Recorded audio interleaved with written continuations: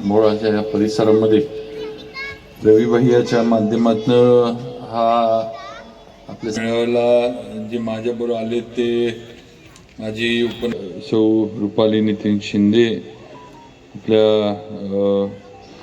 राष्ट्रवादी महिला आघाडी शिवसेना शिंदेगड, त्याचबरोबर भारतीय मान्य आदित्य गायकवाड पॅन्थर सेनेचे जिल्हाध्यक्ष, त्याचबरोबर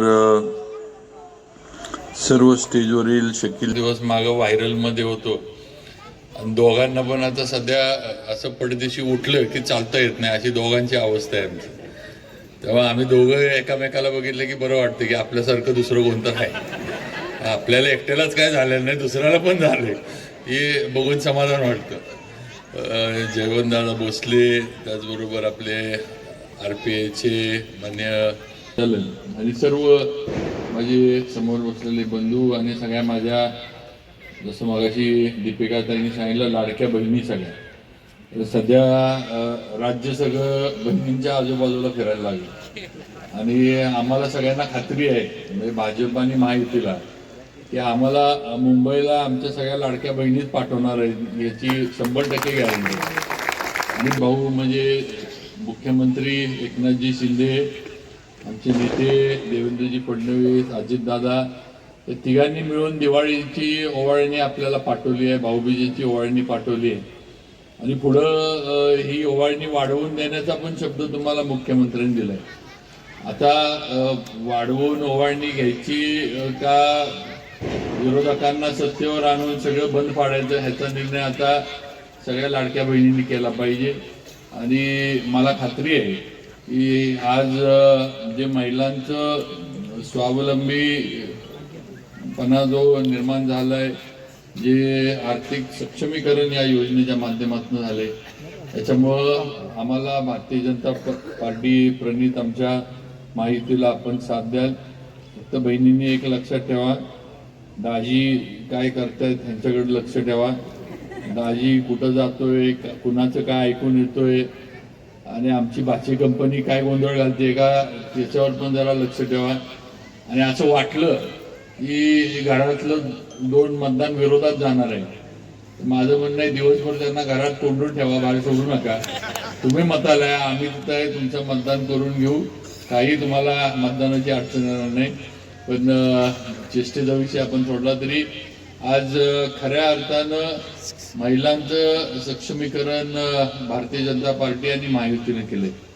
त्याचा उल्लेख मगाशी दीपिकाताईंनी केला की 1500 रुपये ही तशी काय फार मोठी रक्कम नाही, पण देण्याचं निर्णय सरकारनं घेतला, भाजपनं घेतला, महायुतीने घेतला, हे महत्वाचं आहे. आज देशामध्ये प्रत्येक राज्यामध्ये सरकार आहे. आज काँग्रेस हा आपल्यामध्ये दरी निर्माण करण्यासाठी आणि आपल्यामध्ये अंतर राहण्यासाठी केला जातो, हे लक्षात ठेवा. आज काँग्रेसची जास्त मिळतात. आचारसंहिता संपल्यानंतर आम्ही लाडकी बहीण योजनेचा लाभ जो आहे तो वाढवून देणार आहे, ते पण खरं झालेलं आपल्याला बघायला मिळेल. पण आपली जबाबदारी आहे आता की महायुतीच्या मागे आपण राहिलं पाहिजे आणि भाजप असू दे, महायुतीचे शिंदे साहेबांची सेना असू दे, अजितदादांची राष्ट्रवादी असू दे, ह्यांच्या मागे आपण उभं राहिलं पाहिजे, हे लक्षात ठेवा. तर आपल्याला या योजना सगळ्या हे होणार आहेत. जे महाविकास आघाडीची लोक ही काय म्हणत होती हो, ज्या शहरात असू दे, जिल्ह्यात असू दे, किंवा आपल्या म्हणजे घरातली बाहेर असू दे, किंवा आपला मित्रपरिवार असू दे, आपल्या मैत्रिणी असू दे, या सगळ्यांना तुम्ही आतापासून हे करा की भाजपच्या आणि महायुतीच्या मागच राहायचं. आपल्यासाठी त्यांनी केलंय, त्यांच्याबरोबर आपण राहिलं पाहिजे, ही वस्तुस्थिती आहे. त्यामुळं ह्याचा प्रचार प्रसार आपल्या माध्यमातून व्हावा अशी एक अपेक्षा या निमित्तानं व्यक्त करतो. त्याचबरोबर आज रवी भैया जयवंतदादांचा आज मुलगा असल्यानं सगळ्यांना आपल्याला एकत्रित बोलवलं. जयवंतदादांना अनेक वर्ष आपल्या प्रभागामध्ये काम केले. आज सुद्धा जयवंतदादा प्रभागामधल्या मध्ये त्याचं लक्ष असतं.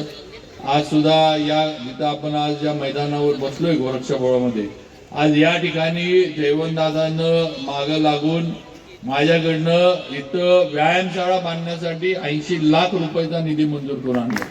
त्यामुळे इथं सुसज्ज व्यायामशाळा इथल्या मुलांसाठी मुलींसाठी ही याच ठिकाणी होणार आहे, हे लक्षात ठेवा. लागली की पेपरबाजी, फ्लेक्सबाजी, बॅनरबाजी करायची आणि मला आमदार करा, आता आम्हाला सत्ता द्या, एवढंही करायचं. 5 वर्ष काम शून्य, 5 वर्ष कर्तृत्व काय नाही. रुपयाचं काम सातारा शहरामध्ये टाकलेलं नाही. रुपयाचं काम अख्ख्या सातारा जावळी मतदारसंघात त्यांनी केलेलं नाही. यांना 2 वर्ष संधी होती. उद्धव ठाकरे साहेब ज्यावेळेला मुख्यमंत्री झाले त्यावेळेला 2 ते 2.5 वर्ष उद्धव ठाकरेंचं अजितदादांच्या म्हणजे राष्ट्रवादीची आधीची पूर्ण होती आणि काँग्रेसची सत्ता होती.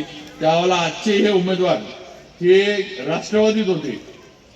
आज जे उद्धव ठाकरेंच्या याच्यावर जे समोर उमेदवार आहेत हे राष्ट्रवादीत होते. 2, 2.5, 3 वर्षामध्ये रुपयाचं काम आणलेलं नाही. रुपयाचं काम आणलेलं नाही. मी तुम्हाला चॅलेंज देतो, मग तुम्ही मला यांनी आणलेलं 5 वर्षातलं एक काम दाखवा, मी सांगाल ती पैज हारायचं आहे. रुपयाचं काम सातारसाठी आणलेलं नाही, हे आपण सगळ्यांनी लक्षात घेतलं पाहिजे. आणि म्हणून माझी आपल्याला विनंती आहे की असल्या लोकांच्या मागं जाणार नाही तुम्ही, पण हे उद्या आपल्या पुढे येणार, काहीतरी सांगायचा प्रयत्न करणार, भाजप बद्दल काहीतरी किंवा मन कलुषित करण्याचा प्रयत्न करणार, ज्याला आपण बुद्धिभेद म्हणतो तो करण्याचा प्रयत्न करणार. पण ह्यांची खरी चाल जी आहे ती आपण ओळखली पाहिजे. हे फक्त सत्तेसाठी इथं आहेत, ह्यांना फक्त पद पाहिजे. तुमच्याशी, सातारशी, आपल्या शहराशी ह्यांचं काही देणं घेणं नाही. ह्यांनी काही केलेलं नाही. ह्यांची ती काम करण्याची मानसिकता नाही आणि इच्छाशक्ती नाही आणि ह्यांच्यामध्ये तेवढी कुवत नाही.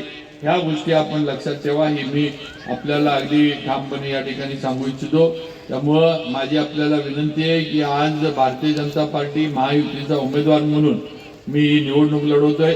माझं चिन्ह कमळ आहे आणि कमळाच्या समोरचं बटन दाबून आपण शहराच्या, तालुक्याच्या आणि आपल्या जावळीच्या प्रगतीसाठी आपण मला मोठ्या मताधिक्याने निवडून द्यावं. मुलांच्या बाबतीत, तरुणांचं आपल्याला माहीत आहे, मी नेहमी माझ्या तरुण सहकाऱ्यांच्या मागं असतो. कुठलाही विषय येऊ दे, कुठलीही मदत लागू दे, मी कधीही मागं पुढं बघत नाही. ही वस्तुस्थिती आहे. जे माझ्याकडे येतील, मी रोज ऑफिसला असतो. 5 वर्ष मी माझ्या मतदारसंघात असतो, मी कुठं जात नाही, इथंच असतो. ऑफिसला रोज सकाळी असतो. जे कोणी माझ्याकडे सकाळी येईल, मग माझ्या भगिनी येऊ देत, माझे तरुण मित्र येऊ देत, वडीलधारी येऊ देत, कुणी येईल, त्याच्यासाठी जे काम असेल त्याला फोन लावून पाहिजे तर फोन उचलायचा, पत्र पाहिजे असेल तर पत्र द्यायचं. ही कामाची पद्धत मी ठेवली आहे. कधीही माझ्याकडं कुणी आलंय आणि त्यांच्यासाठी मी फोन केला नाही.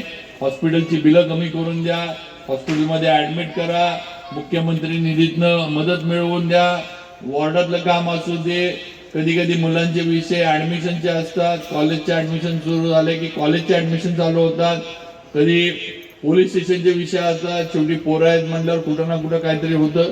पोलीस स्टेशनचे विषय कधी कधी येतात. स्थिती आहे मागं आपल्या शहरामध्ये काही झालं तरी साताऱ्यामध्ये कधीही अप्रिय घटना घडलेली नाही.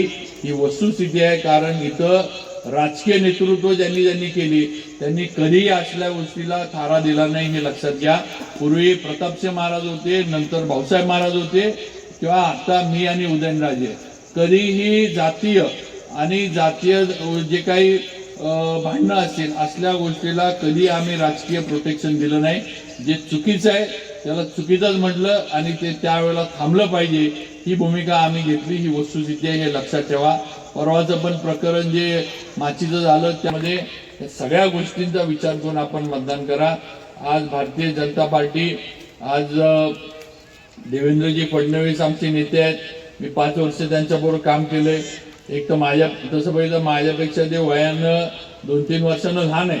लहान जरी असले तरी महाराष्ट्र मधलं एक सर्व, पूर्वी आपण बघायचो वसंतदादा पाटील, यशवंतराव चव्हाण साहेब, तुमचे विलासराव देशमुख, असे मोठे मोठे नेते होते काँग्रेसमध्ये, ज्यांना संपूर्ण महाराष्ट्राची जाण होती. सातारला जरी आले तरी आपल्याला वाटायचं वसंतदादा आपलेच आहेत. ते नागपूरला गेले तरी तिथं वाटायचं आपलेच आहे.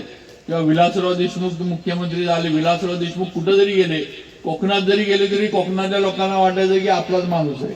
पण आता अशी नेतृत्व राहिली नाहीत. मी बोलतोय ह्याचा तुम्ही विचार करा. अशी नेतृत्व महाराष्ट्रात राहिली नाही. आज उद्धव ठाकरे साहेबांचं नेतृत्व असं आहे जे संपूर्ण महाराष्ट्राला वाटतं की हा माणूस आपल्यासाठी काहीतरी करू शकतो, ह्या माणसानं आपल्यासाठी काहीतरी केलंय. ही जाणीव त्यांना बघितल्यानंतर होती. त्यांच्या जातीवर टीका होती की ते ब्राह्मण आहेत आणि म्हणून ते ब्राह्मण असल्यामुळं मराठ्यांचा दुस्वास करतील, मराठ्यांना दाबण्याचा प्रयत्न करतील, हे करतील ते करतील. पण मी 5 वर्ष त्यांच्याबरोबर काम केलं, मी जवळनं बघितले. एकदा सुद्धा मला कधीही असं म्हणजे किंचित पण कधी जाणवलं नाही की कुठंतरी याला कुठल्याही विषयाला जातीवादाची किनार त्यांनी दिली असं कधीही नाही. या सातारा जावळी आणि सातारा शहराच्या विकासामध्ये हे पूर्णपणे सहकार्य करण्याची भूमिका देवेंद्रजींनी घेतली हे आपण लक्षात ठेवा. त्यामुळे हे अतिशय प्रभावी असणारं आपलं नेतृत्व आहे. त्यांच्या मागं उभा राहणं ही आपली काळाची गरज आहे. साताऱ्याला जर आपल्याला प्रगतीच्या मार्गावर न्यायचं असेल, सातारा शहर जर आपलं अजून मोठं करायचं असेल, आज आपण कॉन्क्रीटचे रोड चालू केले, ₹100 आज तुम्ही शाहू स्टेडियमच्या इथं जावा. भारतीय जनता पार्टीनं जो निधी दिला म्हणजे कोट्यावधीचा निधी या रस्त्यासाठी दिला का तर कासला येणाऱ्या पर्यटकांचा फायदा सातारला झाला पाहिजे, पर्यटक वाढले पाहिजेत, त्यासाठी या रस्त्याला एवढा निधी दिला. हा रस्ता आपण पूर्ण करून घेतला. हे आपण सगळ्यांनी सातारकर म्हणून लक्षात ठेवलं पाहिजे. त्या एक विषयात असे सांगण्यासारखे भरपूर विषय आहेत. आज हद्दवाढ झाली, आज सातारची आज हद्दवाढ झाली, आज विलासपूर, शाहूनगर, पीरवाडी, शाहूपुरी आज सगळा भाग हद्दवाढीत आला. अनेक वर्ष जे हद्दवाढीचे होतं, हद्दवाढ झाली. ही हद्दवाढ पण कधी झाली? मी मगाशी जे म्हटलं ना, आत्ताचे जे विरोधक आहेत, जे समोरचे आहेत, त्यांचं सरकार असताना आणि त्यांचे मंत्री असं की आता निकाल आपला माहित आहे. 20 तारखेला मतदान आपल्याला तुमच्या सगळ्यांचा आशीर्वाद मिळणार आहे हे सगळं माहित आहे. पण गाफील राहू नका. मतदानाची टक्केवारी वाढली पाहिजे, ज्याचा उल्लेख दादाने केला की मतदानाची टक्केवारी वाढली पाहिजे आणि होणारं मतदान जे आहे त्याच्यापैकी कमीत कमी 80-85% मतदान हे भाजपला झालं पाहिजे. ही भूमिका घेऊन आपण काम करायचे तर आपल्या कामाची पोचपावती आपल्याला मिळणार आहे हे आपण सगळ्यांनी लक्षात ठेवलं पाहिजे. ही माझी आपल्याला विनंती आहे. त्यामुळे आपल्याला परत एकदा विनंती करतो की येणाऱ्या 20 तारखेला विधानसभेच्या होणाऱ्या मतदानामध्ये आपलं बहुमोल असं मतदान हे भारतीय जनता पार्टीचा महायुतीचा उमेदवार म्हणून आपण मला द्यावं. परत एकदा या सातारचे प्रतिनिधित्व करण्याची संधी ही आपल्या माध्यमातून मला मिळावी ही विनंती आपल्याला सर्वांना मी करू इच्छितो. आणि एवढंच सांगतो की आपण 4 वेळेला मला साथ दिली आहे. माझे वडील भाऊसाहेब महाराज वारल्यानंतर मला ताकदीनं तुम्ही उभं केलं, मला विधानसभेमध्ये पाठवलं.